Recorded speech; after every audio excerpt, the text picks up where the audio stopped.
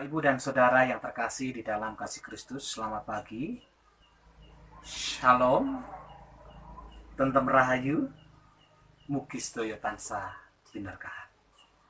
Bapak, Ibu, dan Saudara yang terkasih di dalam kasih Kristus, beberapa hari yang lalu Indonesia kehilangan seniman yang sangat andal, sang maestro campur sari, yaitu Didi Kempot, yang terkenal dengan julukan The Godfather of Broken Heart, yang mana lagu-lagunya ini bernuansakan patah hati.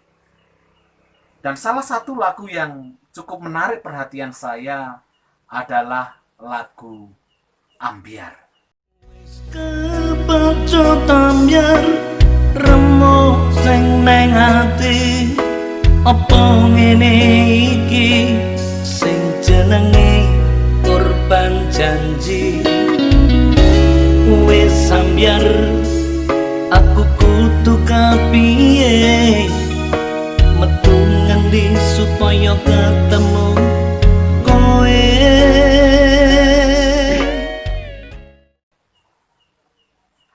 Bapak, Ibu, dan Saudara yang terkasih, kematian Didi Kempot ini sungguh menjadikan Sobat Ambyar benar-benar kaget dan juga terpukul, dan sungguh mereka merasakan ambyar. Bapak, Ibu, dan Saudara yang terkasih, ambyar menurut kamus yang saya baca ini berarti tercerai-berai, atau juga bisa diartikan hancur. Dan ambyar itu bisa terjadi dikarenakan adanya sebuah tekanan, adanya sebuah benturan, atau bahkan mungkin kehilangan dan hal-hal yang lainnya. Bapak, Ibu, dan Saudara, hal ini juga menarik kalau kita kaitkan dengan virus corona yang terjadi pada saat ini, di mana virus corona ini ternyata juga menjadikan sendi-sendi perekonomian bukan hanya di Indonesia, tetapi juga di dunia ini menjadi ambyar. Dan bukan hanya sendi-sendi perekonomian, tetapi virus corona pun merontohkan kesombongan dan keangkuhan manusia.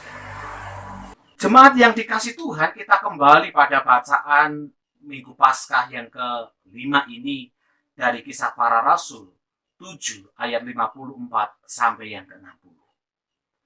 Dari bacaan itu diceritakan peristiwa pada saat Stefanus dibunuh. Menurut catatan di dalam Kisah Para Rasul tersebut, Stefanus adalah orang martir pertama. Orang yang pertama kali dibunuh karena imannya kepada Tuhan Yesus. Sebelumnya, Stefanus adalah salah satu dari 7 orang yang dipilih untuk membantu para rasul di dalam melakukan tugas panggilan pelayanan di jemaat-jemaat, di mana Stefanus dikenal dengan orang yang baik, orang yang penuh dengan Roh Kudus, orang yang sungguh-sungguh beriman kepada Tuhan. Dan atas kuasa daripada Roh Allah, Stefanus ini diberi karunia khusus, yaitu membuat mujizat-mujizat di dalam melakukan pemberitaan Injilnya. Dan atas peristiwa itu, karena begitu banyak orang yang percaya kepada Tuhan, maka orang-orang ataupun anggota-anggota mahkamah agama merasa marah dan akhirnya menghasut orang-orang untuk menangkap Stefanus. Dan sungguh pada akhirnya benar, Stefanus ditangkap, kemudian diadili di mahkamah agama. Disitulah Stefanus dicerca dengan berbagai macam pertanyaan-pertanyaan, bahkan hinaan-hinaan. Tetapi Stefanus tetap memegang teguh imannya. Dan bahkan pada akhir cerita, Stefanus pada akhirnya dilempari batu dan berujung kematian. Tetapi meskipun demikian, ini tidak membuat pada waktu sebelum kematiannya membuat Stefanus ambyar atas imannya kepada Tuhan. Bahkan sebelum kematiannya, Stefanus mengatakan, "Ya Tuhan, terimalah rohku dan janganlah tanggungkan dosa ini kepada mereka." Saudara yang terkasih, sungguh luar biasa. Di tengah-tengah penderitaan yang dialami oleh Stefanus, dia tetap beriman kepada Tuhan dan tetap mengasihi orang-orang yang menganiaya dia. Bapak, Ibu, dan Saudara yang terkasih, hal ini juga menarik perhatian kita kalau kita membaca di dalam Kisah Para Rasul secara utuh. Di situ juga diceritakan bahwa pada waktu itu bukan hanya Stefanus yang mengalami penderitaan dan akhirnya mengalami kematian karena imannya kepada Tuhan. Tetapi begitu banyak orang yang juga mengalami hal yang sama. Tetapi menariknya, itu tidak membuat orang-orang percaya kepada Tuhan menjadi ambyar, hancur atau tercerai-berai. Tidak. Tetapi justru yang menarik adalah penderitaan, bahkan penganiayaan yang dialami oleh orang-orang yang percaya kepada Tuhan itu membuat orang Kristen semakin banyak, yang membuat orang yang semakin banyak kepada yang percaya kepada Tuhan. Dengan istilah bahwa semakin dibabat, justru semakin merambat. Bapak, Ibu, dan Saudara, lalu pesan apa yang bisa kita ambil? Setidaknya ada dua hal yang ingin saya sampaikan. Yang pertama adalah, pada saat kita menghadapi persoalan, pada saat kita menghadapi permasalahan, penderitaan, tekanan, karena iman kita kepada Tuhan, sekali-kali saya katakan, jangan goyah. Kuatkan dan teguhkanlah iman saudara kepada Tuhan. Jangan sampai penderitaan, penganiayaan, tekanan, masalah itu menjadikan iman saudara ambyar. Kita harus belajar pada Stefanus maupun orang-orang Kristen pada awal. Pada orang Kristen mula-mula pada waktu itu. Di tengah penderitaan, penganiayaan, bahkan kematian, mereka tetap bertahan di dalam imannya dan justru semakin menjadikan banyak orang yang percaya kepada Kristus.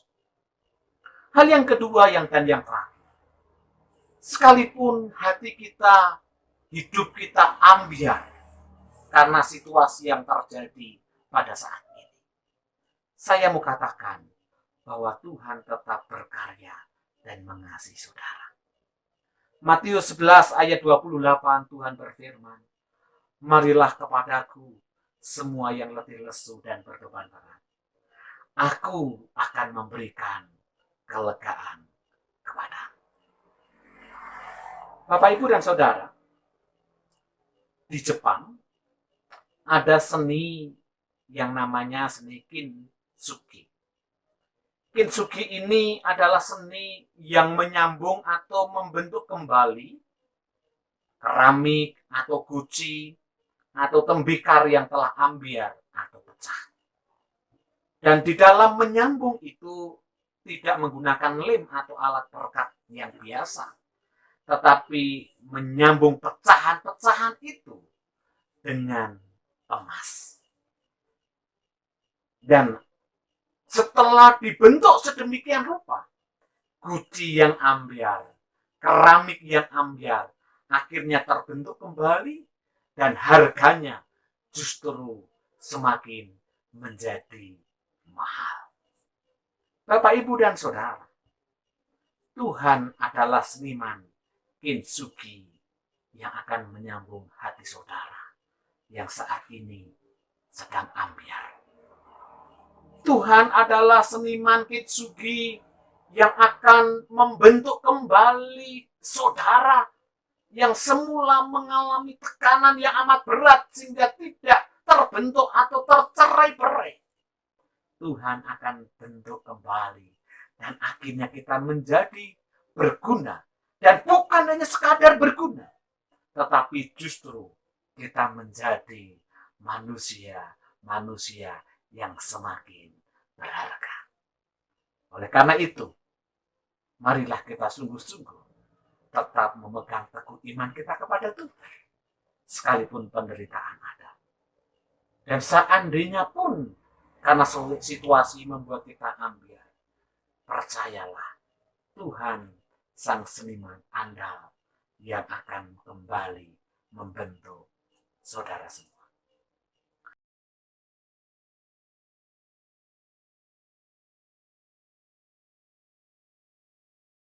Pada akhirnya, saya ucapkan selamat hari Minggu. Kiranya Tuhan memberkati. Amin.